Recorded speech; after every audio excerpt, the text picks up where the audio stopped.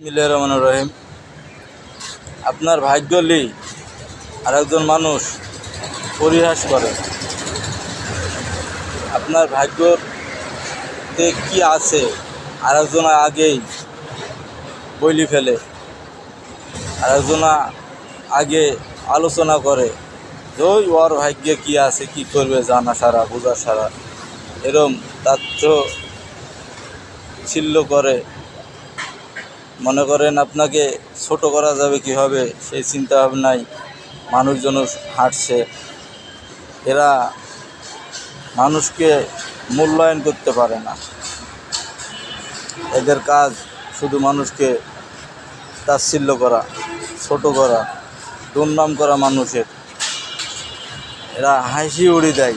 মানুষের ভিতরে কি আছে সেটা বোঝার মতন ক্ষমতা তাদের নাই।